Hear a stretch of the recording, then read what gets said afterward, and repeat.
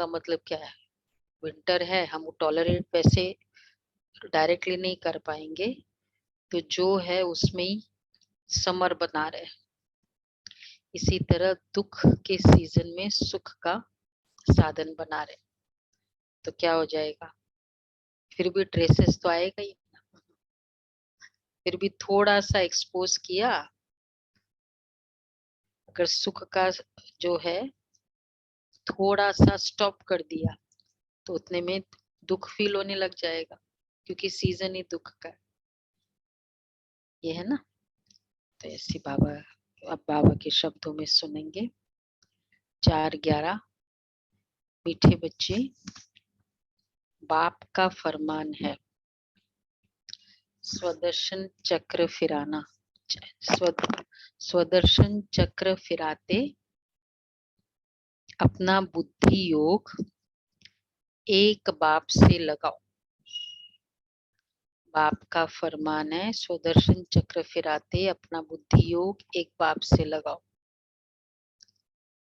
इससे विकर्म विनाश होंगे। सिर से पापों का बोझा उतर जाएगा। सिर से पापों का बोझा उतर जाएगा। सुदर्शन चक्र फिराया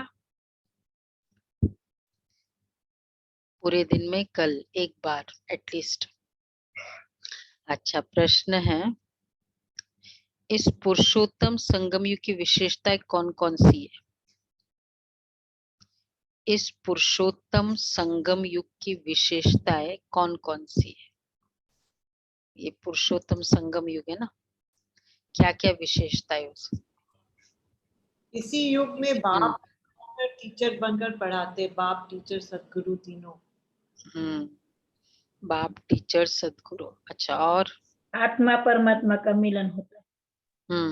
बाबा 5000 साल बाद आते हैं। राइट। और पतित से पावन बनने का। पतित से पावन, हाँ, की पढ़ाई करते हैं, कल्याणकारी है। तो इसमें बाबा एक से कई गुना, एक का कई गुना करके देते हैं।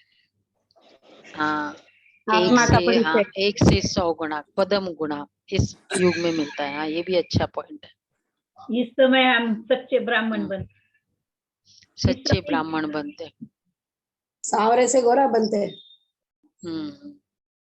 सावरे से गोरा बनते। बहुत सारे है ना, सारे आ गए आज।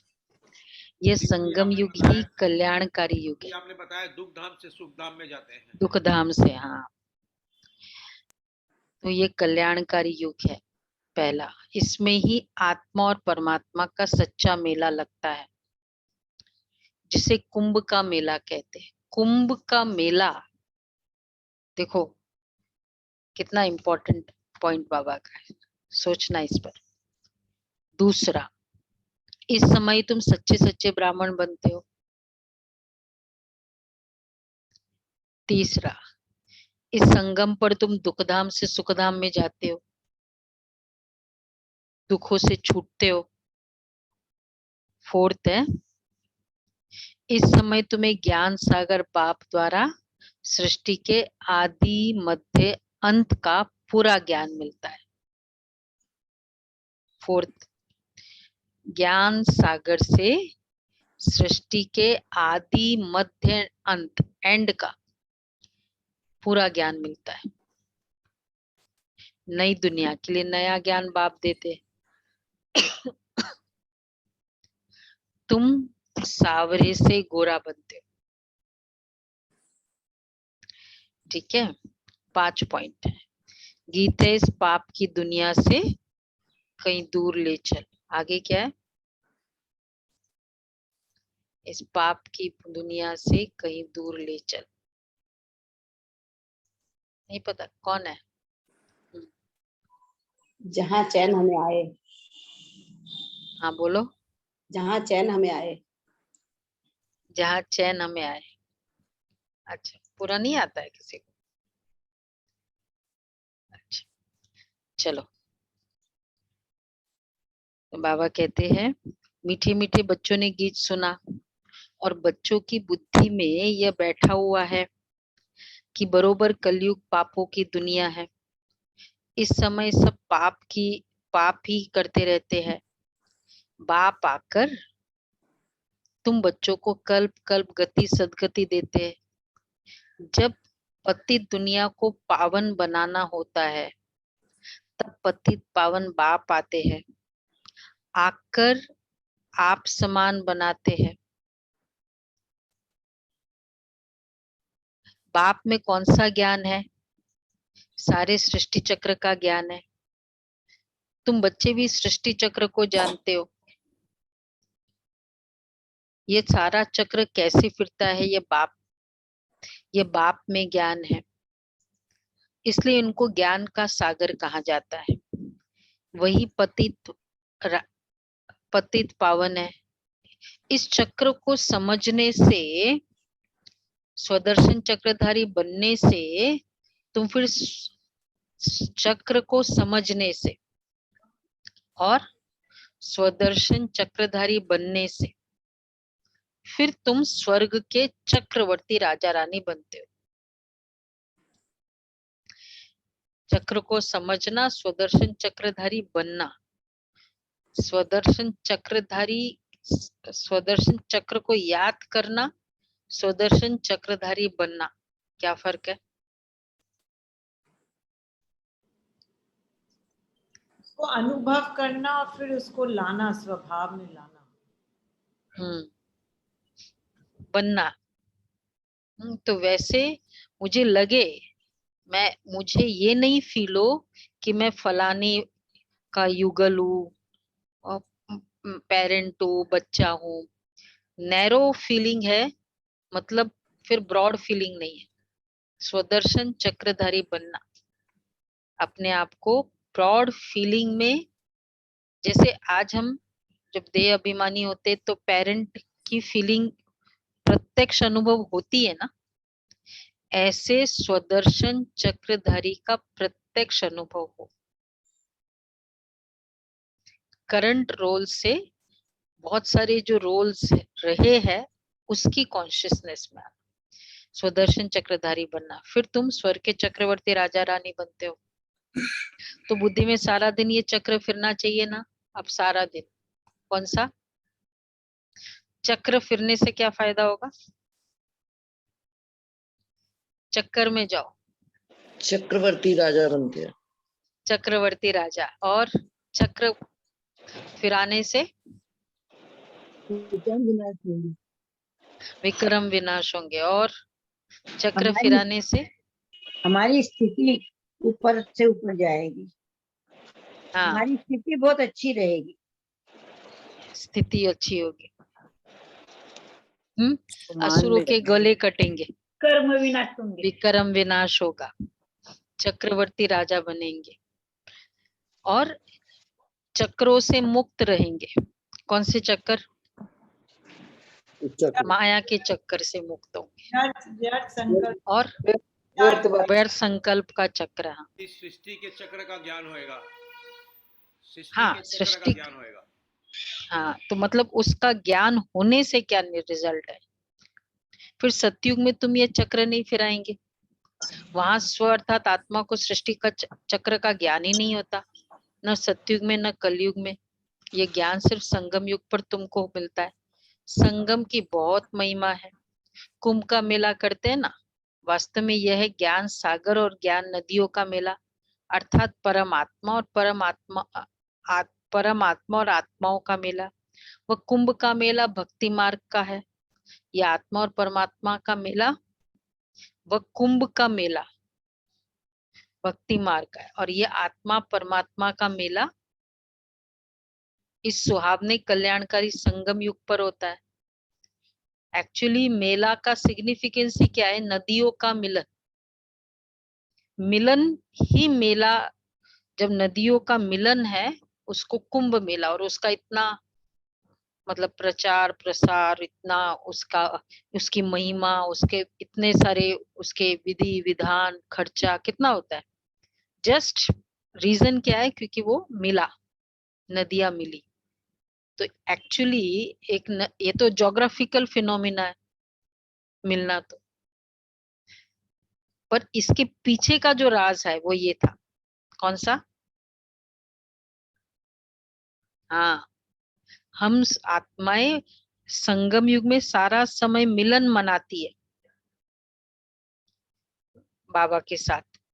तो ये जो है ज्ञान गंगा, ब्राह्मणों का आपस में मिलना, बाबा के साथ मिलना। तो बाबा कई बार कहते हैं ना, सच्चा सच्चा कुंभ है, संगम युग तो है ही है, उसमें भी मधुबन कल हुआ था ना, सच्चा सच्चा कुंभ। तो मधुबन में सब सेटिस्फाई हो जाता है, ब्राह्मण भी मिल जाते हैं और बाबा भी मिल जाता है। इसलिए कई डेट्स देखते हैं, अच्छा मैं भी इस समय आता हूँ, तुम भी इस समय आ जाओ, मैं वहां दिल्ली में हूँ, तुम वहां मद्रास में हो, इस समय हम पहुंचे। तो आपस का भी मिलन हो जाता है। तो बाबा कहते हैं ये सच्चा सच्चा कुंभ है। वह कुंभ का मेला भक्ति मार्ग का है। ये आत्मा और परमात्मा का मेला इस सुहावने कल्याणकारी संगम युग पर ही होता है, जबकि तुम दुखों से छूट सुख में जाते हो। इसलिए बाप को दुख हरता सुख करता कहा जाता है। आधा कल्प सुख आधा कल्प दुख चलता है, दिन और रात आधा आधा है ना। मकान भी नया पुराना होता है ना, नए घर में सुख पुराने घर में दुख होता है। दुनिया भी नई और पुरानी होती है, आधा कल्प सुख रहता है, मध्य से दुख शुरू होता है, दुख के बाद फिर सुख होता है। दुखधाम से फिर सुखधाम कैसे बनता है? कौन बनाते हैं? सुखधाम से दुखधाम कौन कौन बनाता है? और दुखधाम से सुखधाम कौन बनाता है? चलो, और सुखधाम सुखदाम से से दुखधाम दुखदाम रावण बनाते हैं ना।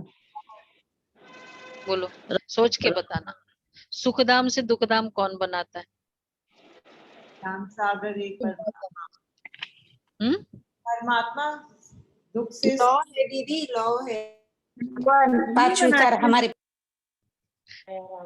नेचुरल फिनोमिना है ना, इसको कुछ बनाना नहीं पड़ता है। हम ही जैसे बनाते जैसे गिरते जाएंगे दुखधाम। यहाँ तो बाबा को आना पड़ता है कोई शक्ति है, वहां तो कोई शक्ति की जरूरत ही नहीं है ना। दुखधाम बनाने के लिए शक्ति की जरूरत है कि कोई शक्ति आई उसने बनाया? तो सुखधाम से दुखधाम नेचुरल। दो बाबा कहते हैं कि रावण बनाता है, पर वैसे कोई आता तो नहीं है ना कुछ। आत्मा की शक्ति कम हो गई, अंधेरा को बनाना पड़ता है। उजियारे के लिए मेहनत, लाइट चालू करना पड़ता है, अंधियारों को बनाना पड़ता है। बस वैसा ही है। तो दुख के बाद फिर सुख शुरू होता है। ये दुनिया भर में कोई नहीं जानते, मनुष्य तो घोर अंधियारे में है। सत्यु को बहुत लंबा समय दे दिया है। अगर सत्यु की आयु बड़ी हो तो आदमी कितने होने चाहिए? वापिस तो कोई जा भी नहीं सकता, सबको इकट्ठा होना ही है। वापिस तो तब जाए जब वापिस जाने के लिए एक सबसे विशेष महत्वपूर्ण बात है पवित्रता। प्योर होंगे तब जाएंगे। हाँ, ये भी अच्छी बात है। और गाइड की जरूरत होती है, गाइड की जरूरत होती है, लाइट की जरूरत है। अच्छा, गाइड गाइड गाइड की जरूरत है। हाँ, वापिस जाने के लिए तब जब बाप आकर घर का रास्ता बताए। जो भूले हुए होते हैं ना, उसको आप कितना भी फोन पे बोलो, अरे इस रास्ते चले जाओ, ये लेफ्ट करो, वहां करो, वो भटक जाता है ना। उसको कोई पीछे आना ही पड़ता है, तभी होता है, नहीं तो मुश्किल होता है। सब रास्ते एक जैसी होता है, टाइम वेस्ट भी जाता है उसमें फोन पे गाइड करने से। उसको फिजिकली आना होता है। तो बाबा कहते हैं वापिस तो तब जाए जब बाप आकर रास्ता बताए। इतनी सब आत्माओं को बाप संगम युग पर आकर पूरा रास्ता बताते हैं। तुम जानते हो हम 84 जन्मों का चक्र लगा कर आए हैं। सत्युग त्रेता में हमने कितने जन्म लिए हैं? अच्छा, वहां कितने वर्ष कौन कौन राज्य करते हैं? सारा तुम्हारी बुद्धि में है। सत्युग में है 16 कला संपूर्ण, फिर 14 कला, फिर उतरती कला होती है। इस समय बहुत दुख है, दुख होता ही है पुरानी दुनिया में। सत्युग को नई दुनिया, कलयुग को पुरानी दुनिया कहा जाता है। अभी ये संगम। अब पुरानी दुनिया का विनाश होता है, बाप नई दुनिया बना रहे। तुम पुरानी दुनिया से निकल जाए नए घर में बैठेंगे, तुम कहेंगे हम नए घर के लिए पुरुषार्थ कर रहे हैं कि हम नई दुनिया में उच्च पद पाए। बाप सिर्फ कहते हैं मुझे याद करो, और कोई तकलीफ ही नहीं देते। और कोई तकलीफ है बाबा के ज्ञान में? बड़ा मुश्किल है। तकलीफ है कोई? खाने पीने की तकलीफ। बाबा कहते बाप कोई तकलीफ नहीं देता। खान पान की शुद्धि खाने रखना पीने की पड़ता है। हाँ, खान पान की शुद्धि रखना पड़ता है ना। हाँ, ये सबसे बड़ा तकलीफ है। कल बाबा पूछ रहे थे मुश्किल की बात। लोग आजकल चाहते हैं कि बाहर का खाना नहीं हो, मेडिकली भी वैसे भी मानते हैं बाहर का खाना, तेल वाला खाना, मतलब ये सब चीजें अवॉइड करना चाहते हैं। कल बाबा पूछ रहे थे मुश्किल की बात।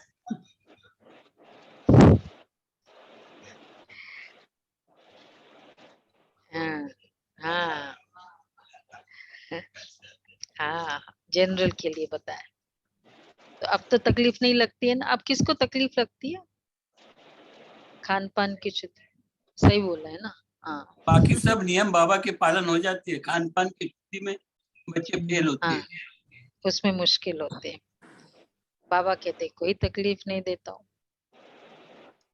तो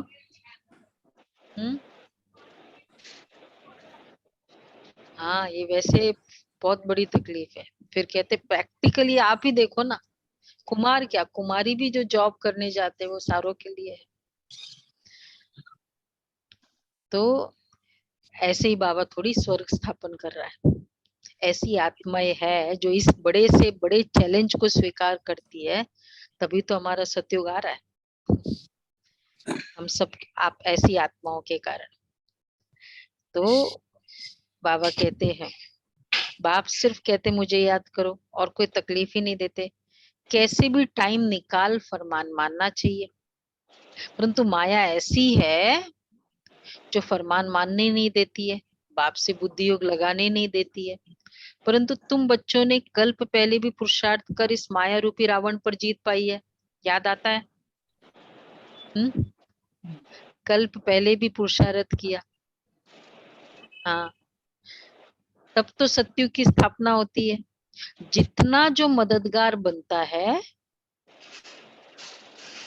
ज्ञान में, बाबा के कार्य में, जितना जो मददगार बनता है उतना उच्च पद, उतना ऊंच पद पाता है। हाँ, बोलो बोलो। जितना जो मददगार बनेंगे बनता है उतना साहूकार बनेंगे। यह उतना इजाफा मिलता है, उतना रिवॉर्ड मिलेगा जितना मददगार बनेंगे। तो बच्चों को ये नॉलेज मित्र संबंधियों को भी देनी है। बाप का फरमान है कि मुझे याद करो, क्योंकि आधा कल्प के विकर्मों का बोझा सिर पर है।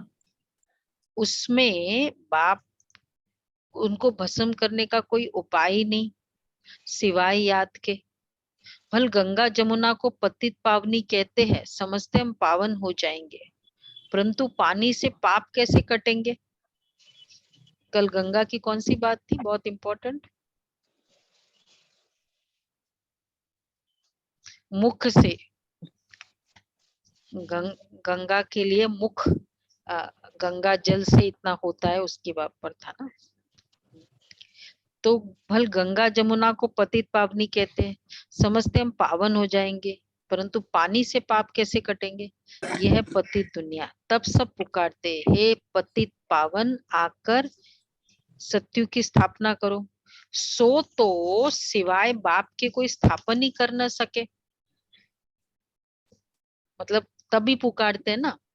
ये हमारा अप्रैल 1988 में global cooperation for a better world का जो प्रोजेक्ट हुआ था, तो उसमें दूसरा प्रोजेक्ट था ना, 86 में मिलियन मिनट्स का था, और ग्लोबल कोऑपरेशन ये बीकेज ने अपने मन से बनाया ये प्रोजेक्ट। तो उसमें ये विशेष था कि सब लोग एक बेटर वर्ल्ड की अपने अपने इनपुट्स दो कि एक बेटर वर्ल्ड किसे कहते हैं। तो सब लोगों को ये अपना इनपुट देना है। यूनाइटेड नेशन, ये बाद में हमने यूनाइटेड नेशंस को प्रेजेंट किया था, और उसमें और फिर लेकिन एक कंडीशन थी कि एक भी कोई नेगेटिव नहीं बोलेगा उसमें, कि उसमें ये नहीं होना चाहिए, ये नहीं होना चाहिए। तो सबको वो आइडियाज देनी है, और वो आइडियाज का एक बैंक बनाया, ग्लोबल कोऑपरेशन बैंक, GCB। तो उस बैंक में सब लोग अपने आइडियाज डालेंगे, इस तरह से वो पूरा वो बनाया था। तो नई दुनिया कैसे होगी, तो सब लोग फिर नेगेटिव बोलना नहीं है, जस्टिस होगा, प्यार होगा, राइट्स हो गए, एक्सप्रेशन, मतलब सब जो जो आइडियाज था।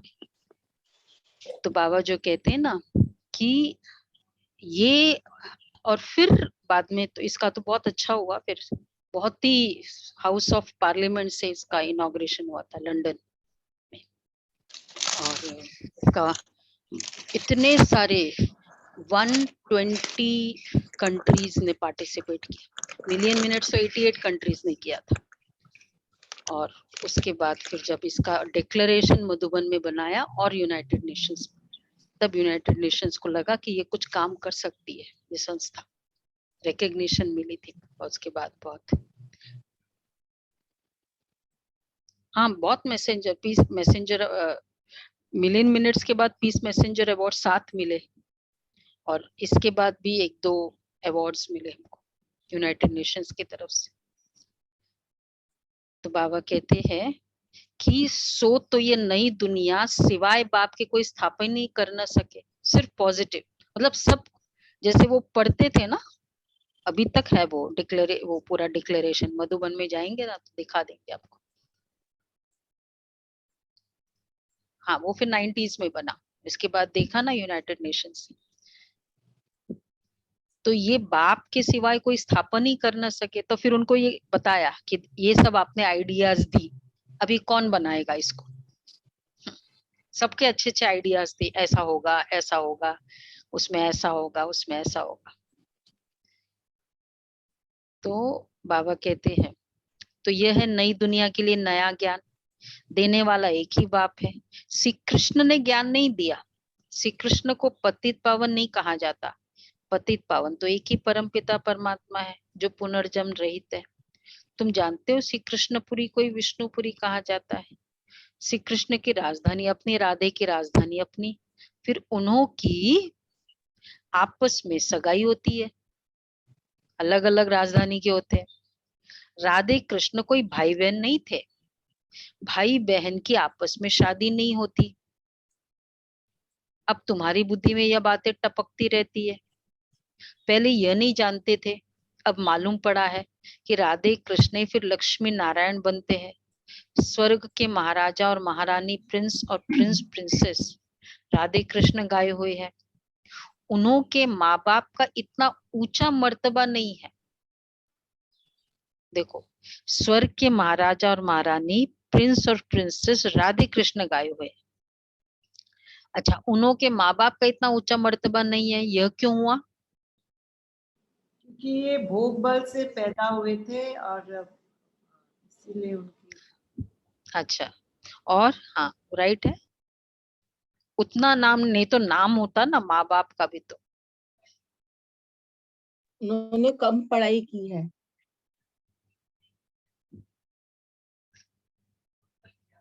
वो योग बल की आत्मा वो नहीं है इसलिए। हाँ वो तो ठीक है, क्योंकि बाबा कहते क्यों हुआ? क्योंकि उन्हों के माँ बाप कम पढ़े हुए हैं। जितना श्री कृष्ण पढ़ा हुआ है उतना ब्रह्मा बाबा ने जितना पढ़ाई की उतना तो उनके माँ बाप ने नहीं की। पढ़ाई पर सारा बाबा क्या कहते हैं? मदार है, मर्तबा पढ़ाई से मिलता है। तो राधे कृष्ण का जितना नाम है तो उन्हों के माँ बाप का जैसे नाम है ही नहीं। वास्तव में जिसने जन्म दिया उन्हों का नाम तो बहुत होना चाहिए, परंतु नहीं, राधे कृष्ण सबसे ऊंच है, उन्हों के ऊपर तो कोई है ही नहीं। फर्स्ट राधे कृष्ण पहले नंबर में गए, फिर पहले नंबर में महाराजा महारानी बने, पूरे वर्ल्ड के फर्स्ट प्रिंस और प्रिंसेस। इसलिए तो दिवाली हाईएस्ट फेस्टिवल है। बल जन्म माँ बाप से लिया है परंतु नाम उन्हों का ऊंचा है। ये बुद्धि में अच्छी तरह बिठाना है। राधे कृष्णा, देखो आज जन्म की बात है और आज हम देखेंगे पूर्वजों की गाथा, मतलब इसी का स्पष्टीकरण बताया है।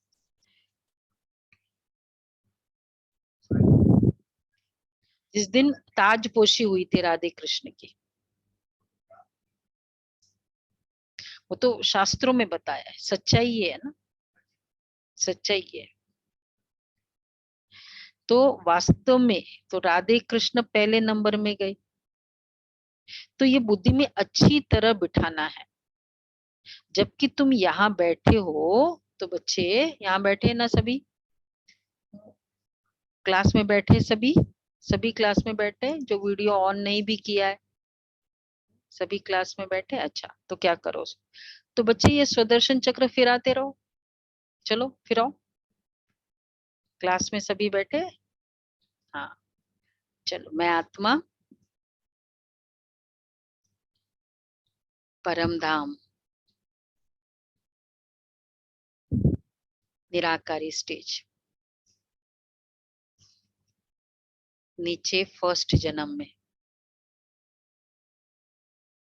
नीचे स्वर्ग आ गया,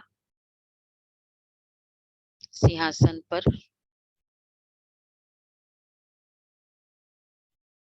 राजगद्दी पर बैठी।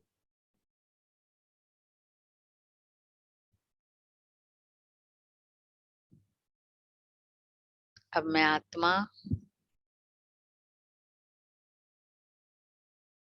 नीचे उतरते मंदिर में पूज्य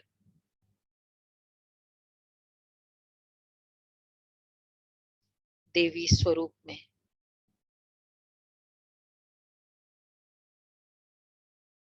मैं आत्मा पूज्य स्वरूप से निकल ब्राह्मण करंट सफेद वस्त्रधारी ब्राह्मण,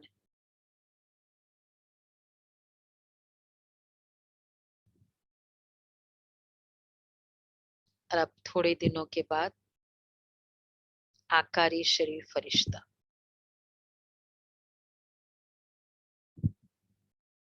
ओम शांति। ओके, तो ये फिराते रहो और फिर जितना बिलीव करेंगे उतना स्वदर्शन चक्रधारी बनेंगे, उतना चक्रवर्ती बनेंगे। ये चक्र फिराने से तुम्हारे पाप भस्म होते हैं, अर्थात रावण का सिर कटता है। ये सत्युग त्रेता का चक्र है ना। हम पहले सो देवता थे, फिर क्षत्रिय वैश्य बने, अब फिर हम ब्राह्मण बने, फिर हम सो देवता बनेंगे। बाबा ने ओम का अर्थ अलग समझाया है, हम सो का अर्थ अलग है, शास्त्रों में एक ही कर दिया है। वह समझते ओम अर्थात हम आत्मा सो परमात्मा, परमात्मा सो आत्मा, यह है उल्टा। बाप समझाते हैं ओम अर्थात हम आत्मा है, परमपिता परमात्मा की संतान है। मैं भगवान, ये कोई ओम का अर्थ नहीं है। ओ म, ओ म ऐसे मीनिंग बताए, वो मैं हूं। तो मैं भगवान, ये कोई ओम का अर्थ नहीं है। हम आत्मा निराकार है, हमारा बाप भी निराकार है। मैं भगवान, मैं आत्मा, सेक्रेड फीलिंग है ना। ओम मतलब वो सोचते सेक्रेड है, तो मैं आत्मा एक्चुअली ओम, मैं परमात्मा क्यों? क्योंकि निराकार हूं, इसलिए मैं परमात्मा निराकार है तो सेक्रेड है। अब ज्ञान से मैं समझ में आया ना, आत्मा भी तो निराकार है, तो ओम अर्थात सेक्रेड, मैं आत्मा, मैं भगवान, ये कोई ओम का अर्थ नहीं है। हम आत्मा निराकार है, हमारा बाप भी निराकार है, साकार शरीर का बाप भी साकार है, हम परमात्मा की संतान है, तो हमको स्वर्ग की राजधानी जरूर चाहिए। बाप हमको स्वर्ग का वर्षा देने आए हैं। रावण फिर आधा कल्प के बाद श्राप देते हैं, तो तुम दुखी स्तमो प्रधान बन जाते हो, फिर बाप आकर सुखी बनने का वर देते हैं। ऐसे नहीं कहते चिरंजीवी भव, परंतु कहते हैं दीर्घायु, चिरंजीवी है ना। बाबा ये वर नहीं देते। वैसे बाबा ने वर दिया था आयुष्यवान भव, मुरली में नहीं सुना? हाँ, पुत्रवान भव, संपत्तिवान, धनवान भव। बाबा कहते मैं नहीं देता हूँ चिरंजीवी भव। मैं अपना स्टेटमेंट विड्रॉ करता हूँ। आज नहीं दे रहा है वो, तो क्या वर देता है? सफलता मूर्त भव, वो तो हमको देना है ना अपने। कर्माजित भव। अच्छा, बाबा कहते हैं विक्रमाजित। बाबा कहते मुझे याद करो तो इस जन्म सहित जो भी जन्म जन्मांतर के पाप है वह भस्म हो जाएंगे। इसको योग अग्नि कहा जाता है। तो मैं चिरंजीव भव नहीं देता हूँ, मन मना भव देता हूँ। हाँ, रावण राज्य में सबको पति जरूर बनना है। पतित और पावन आत्मा बनती है, परमात्मा तो सदैव पावन है, वो सबको पावन बनाते, पतित बनाते रावण। सत्युग में विकार होते ही नहीं, वह संपूर्ण निर्विकारी दुनिया। तब तो देवताओं के आगे जाकर गाते हैं आप सर्वगुण संपन्न 16 कला। ये महिमा शिव के आगे नहीं गाएंगे। देवताएं जो पतित है सो, जो पावन है सो पतित बनते हैं, ये खेल है। बाप सुखधाम बनाते, शिव को बाप कहते हैं। शालिग्राम अलग है, रुद्र यज्ञ अलग है। रुद्र यज्ञ में एक बड़ा लिंग बनाते हैं, जो रुद्राभिषेक और वो सब होता है ना, रुद्र का यज्ञ करते हैं।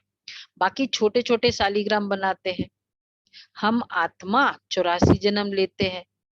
दूसरे धर्म वालों के लिए 84 जन्म नहीं कहेंगे, वो रुद्रा यज्ञ में शिव परिवार बनाते हैं, उसमें छोटे छोटे शालिग्राम देखा होगा ना। हाँ, सावन, हाँ श्रावण में बनते हैं। तो हम आत्मा 84 जन्म लेते, दूसरे धर्म वालों के लिए 84 जन्म नहीं कहेंगे। सिख धर्म वाले 500 वर्ष में कितने जन्म लेते होंगे, हम कितने लेते हैं? कितना फर्क है, कितने कम रोज है। 500 वर्ष है, हम तो 84 जन्म कहते हैं। 5000 वर्ष और वो 500 वर्ष, 1/10। तो वो कितने लेते थे ये बाप समझाते हैं, अब उसकी कैलकुलेशन। आज कल है ना, 8 तारीख को है ना गुरु पर्व।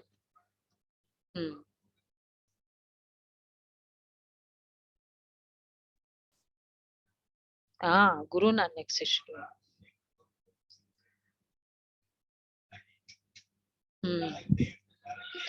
अच्छा, तो बाबा कहते हैं, ये बाप समझाते, ब्राह्मणों की चोटी मशहूर है। अब हो गया, चेंज हो गया टॉपिक। ब्राह्मण की चोटी मशहूर है, सच्चे ब्राह्मण होती है। चोटी क्यों मशहूर है ब्राह्मण की?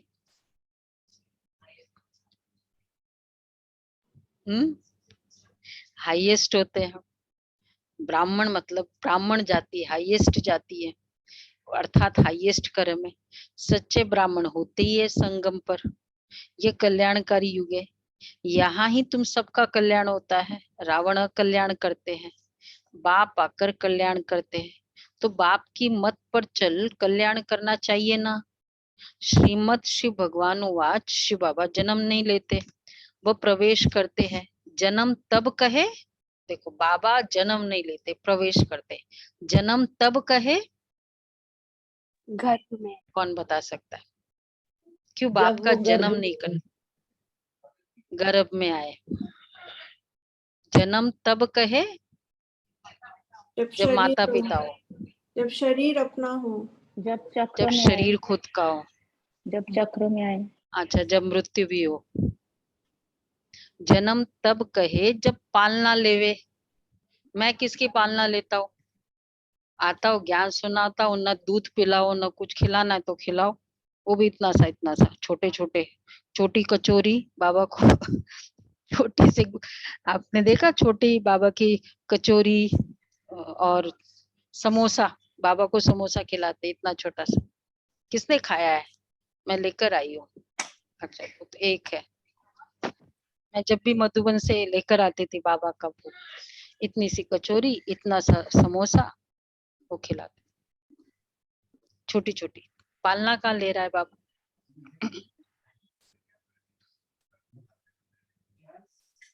थोड़ा सा खा, इतना सा ले लेते तो बाबा पालना कहाँ लेते? हाँ वह कभी पालना नहीं लेते, सिर्फ कहते हैं मेरी मत पर चलो, मेरी तुम श्रीमत पर चलो। तुम मेरी पालना लेते हो, मैं तुम्हारी पालना का। बाबा हमको पाल रहा है, माता पिता। फिर थोड़ा उसको ग्रेटिट्यूड के लिए हम खिला देते बाबा को। बाबा के जैसे तो हम वैसे भी नहीं कर सकते। स्वर्ग के तुम मालिक हो, बनो।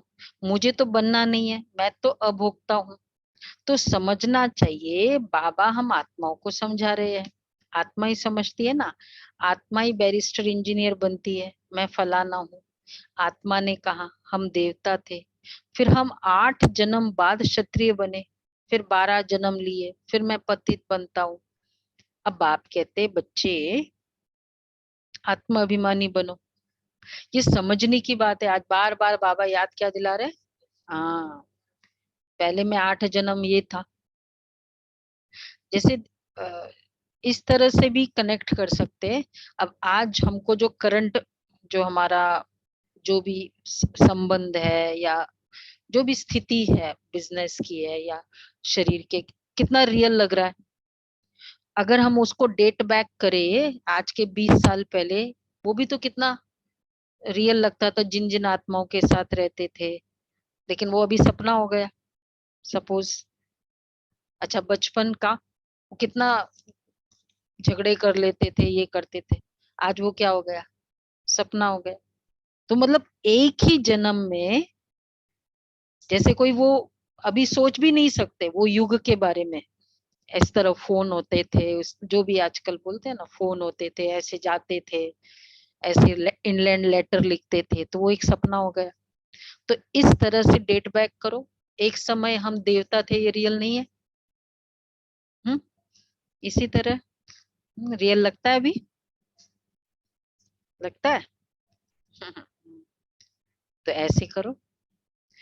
तो बाबा कहते हैं, तो अब याद करो, अब याद करो इस फीलिंग से कि हम आत्मा ने 8 जन्म सतयुग में लिया, फिर त्रेता में कुछ कला कम हो जाती है, 12 जन्म लिए, फिर मैं पतित बनता हूँ, द्वापर युग में गए, राजा ही हुई। अब आप कहते बच्चे आत्माभिमानी बनो। ये समझने की बातें हैं। आत्मा कहते हम सतयुग में थे तो महान आत्मा थे, फिर कलयुग में महान पापात्मा बन है। सबसे महान ते महान आत्मा ही एक है, परमात्मा जो सदैव पवित्र है। यहाँ तो मनुष्य सदैव पवित्र रहते ही नहीं है, सदैव पवित्र तो सुखधाम में रहते हैं, त्रेता में भी कुछ कला कम होती जाती है।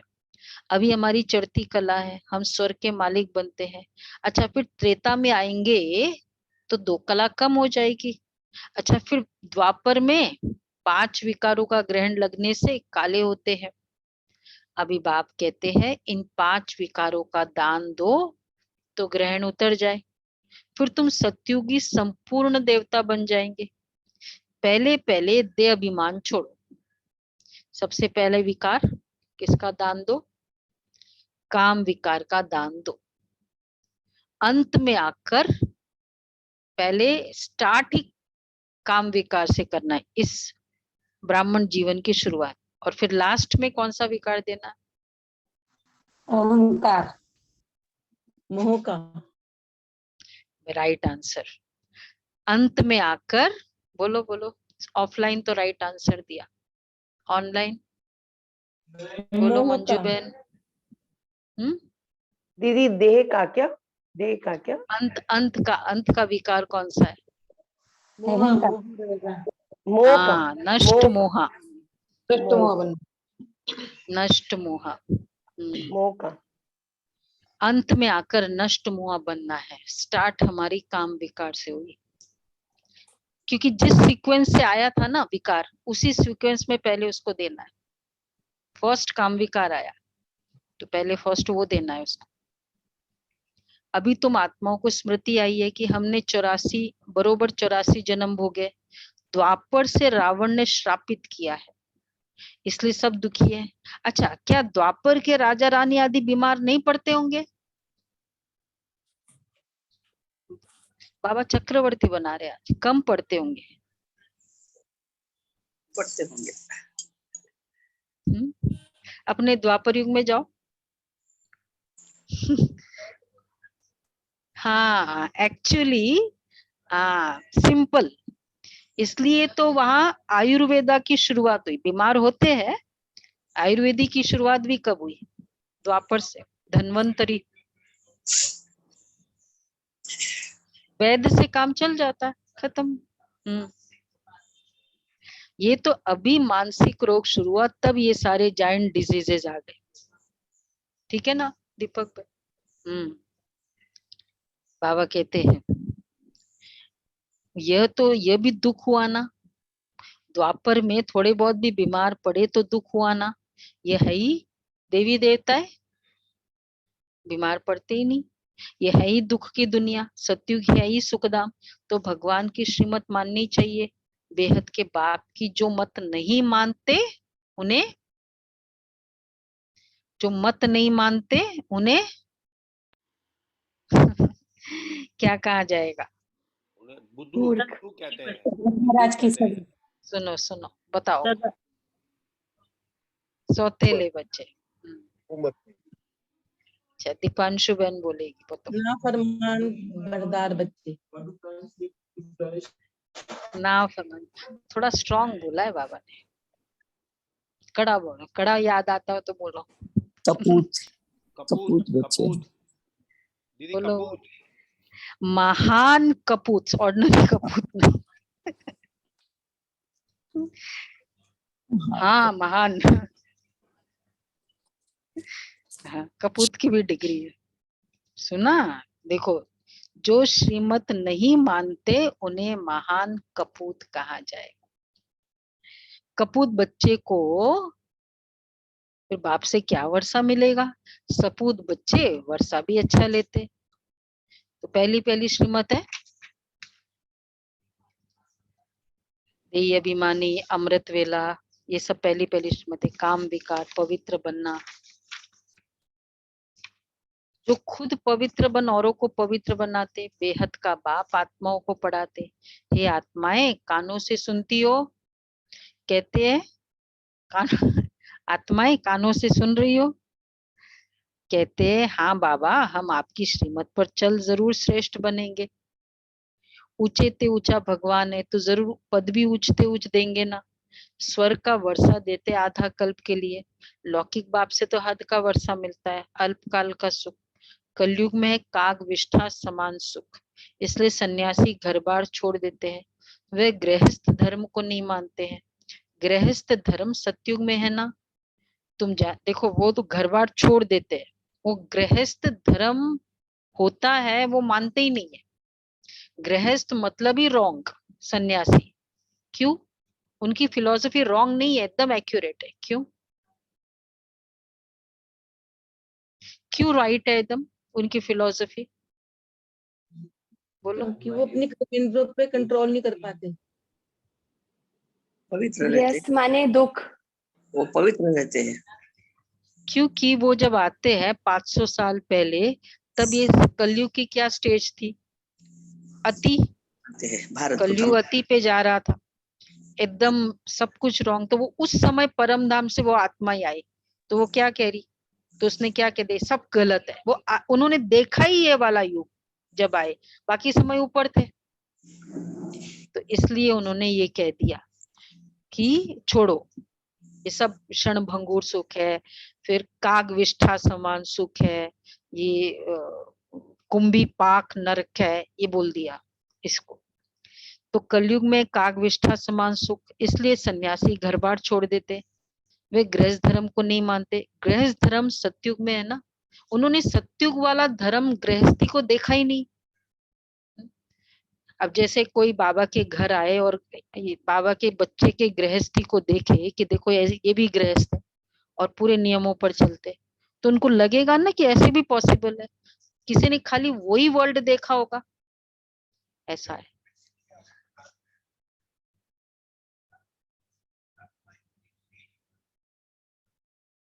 नहीं, लेट तो सबका पार्ट है, उसका बाबा ने कभी नहीं कहा। जिसका जो पार्ट होगा वो धर्म उसी समय आएगा, जब उस समय उसका पार्ट होगा और उस समय उसकी जरूरत होगी, तभी आएगा। फर्स्ट आप ये वो धोनी को थर्ड कौन सा प्लेयर है, फोर्थ प्लेयर क्यों किया आपने? उसकी क्या सेटिंग थी? सुनील गावस्कर को फर्स्ट क्यों, आप ओपनिंग बैट्समैन क्यों रखा ना आपने? टाइम टू टाइम ऐसी आत्मा ही चाहिए ना, ऐसी थोड़ी सारे इकट्ठी शुरू में आ जाएगी। सब आत्मा का पार्ट है। तुम जानते हो इस पढ़ाई से हम विष्णुपुरी में जाते हैं, उसके लिए परमपिता परमात्मा हमको पढ़ा रहे हैं। भक्तों को पता ही नहीं कि भगवान कौन है, उनका कर्तव्य कौन सा है, कैसे वो पतित से पावन बनाते हैं। अभी तुम पावन बन रहे हो, दुनिया उस पतित पावन बाप को याद कर रही है। अभी तुम संगम पर खड़े हो, बाकी सब कलयुग में है। वो समझते कि कलयुग तो अर्जुन बच्चा है। तुम जानते हो कि कलयुग का अब विनाश होना है, विनाश होने पर है। अब तुम्हें सतयुग में जाना है। बाप ने तुम्हें स्मृति दिलाई है, मैं कल्प कल्प तुमको वर्षा देता हूँ, तो वर्षा पूरा लेना चाहिए ना। तो बाप ऐसे थोड़ी कहते कि यहाँ बैठ जाओ। भल गृहस्थ धर्म, घर गृहस्थ में रहो, सिर्फ ये स्वदर्शन चक्र फिराते रहो और नष्ट मुआ हो जाओ, बस। एक शिव बाबा, दूसरा न कोई। हम जानते कि अब हमारा नया संबंध जुट रहा है। वैसे भी जो लेटेस्ट संबंध होता है ना, उसमें पूरा फोकस रहता है। घर में वो चल रहा होता है, बच्चे है, पहले जो भी नया संबंध होता है, फिर बच्चे होते तो उसके ऊपर, फिर बच्चे के बच्चे होते हैं तो अब वो बच्चे भी, वो पोता फर्स्ट हो जाता है ना, जो लेटेस्ट संबंध होता है। तो अभी हमारा लेटेस्ट संबंध सबका क्या है? बोलो सुमन बहन। हाँ, है ना, एक ही है ना। हाँ, बाबा कहते हैं तो अब हमारा नया संबंध जुट रहा है, तो पुराने में ममत्व नहीं रहना चाहिए। नई दुनिया नई राजधानी से ममत्व रखना है। अब तो मौत बिल्कुल सिर पर सवार है और आगे तैयारियां होती रहती है। सतयुग में अकाले मृत्यु होती नहीं। समय पर एक पुरानी खाल छोड़ नहीं ले लेते हैं। अच्छा देखो, सतयुग में ऑटोमेटिक पुरानी खाल छोड़ नहीं ले लेता है। अच्छा मीठे मीठे सिक्के लदे बच्चों प्रति माता पिता बाप दादा का याद प्यार गुड मॉर्निंग। रूहानी बाप की रूहानी बच्चों को नमस्ते।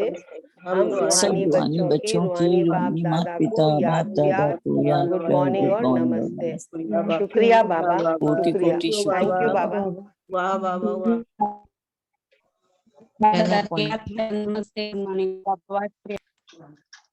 पहला पॉइंट है स्वदर्शन चक्र फिराते पूरा पूरा नष्ट मोहा बनना है। स्वदर्शन चक्र फिराते पूरा पूरा नष्ट मोहा बनना है। मौत सिर पर सवार है, सिर पर है, इसलिए सबसे ममत्व निकाल देना है। दूसरा है बाप से वर्षा लेने के लिए पूरा श्रीमत पर चलना है। आत्म अभिमानी बन सपूत बच्चा बनना है। आत्म अभिमानी बन सपूत बच्चा बनना है। वरदान है मन और बुद्धि को सदा सेवा में बिजी रखने वाले निर्विघ्न सेवाधारी भव। मन और बुद्धि को सदा सेवा में बिजी रखने वाले निर्विघ्न सेवाधारी भव।